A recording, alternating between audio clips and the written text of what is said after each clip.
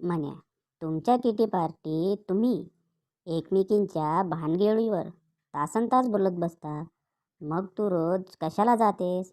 बायको काय करणार? जी गैरहजर असते तिच्याच सर्व भानगडी बाहेर काढल्या जातात.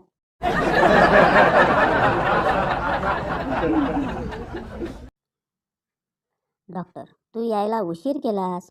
म्हण्या, का? काय झालं डॉक्टर? माझ्याकडे किती वेळ शिल्लक आहे?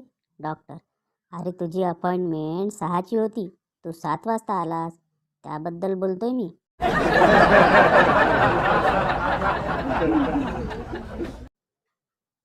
पप्पा, बेटा, आज तुझी आई इतकी चुपचुप कशी बसली आहे? बेटा, सर्व माझीच चूक आहे. पप्पा, नालायक, असं काय केलं तू?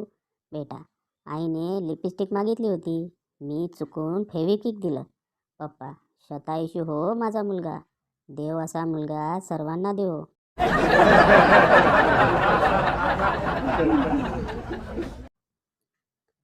एक मुलगी रडत रडत पोलीस स्टेशनमध्ये आली आणि बोलली, काल रात्री अंधाराचा फायदा घेऊन गण्याने माझ्यावर जबरदस्ती केली.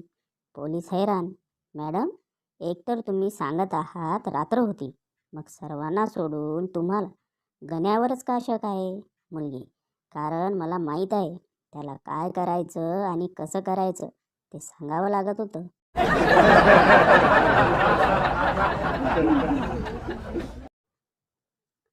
आम्ही बँकेवर आणि बँकेच्या कर्मचाऱ्यावर विश्वास ठेवून आमचे लाखो रुपये त्यांच्या ताब्यात देतो, आणि हे लोक 3 रुपयांचा पेनसुद्धा दोरीने बांधून ठेवतात.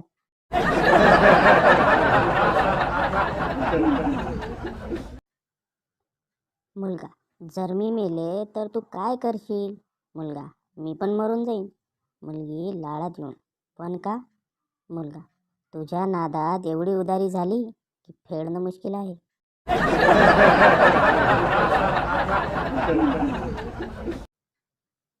गुरुजी, काय रे, वर्गात डुलक्या देतोयस? विद्यार्थी, नाही गुरुजी, गुरुत्वाकर्षणाने डोकं खाली पडतंय.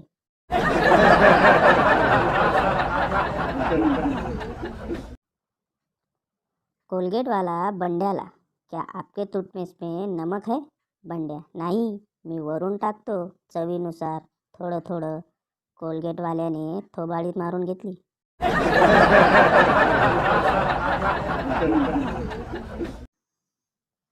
पती, माझ्यासाठी लांबून लांबून लग्नासाठी मागण्या येत होत्या. पत्नी, बरोबर आहे, जवळ राहणाऱ्यांना तुमचे कांड माहीत असतील.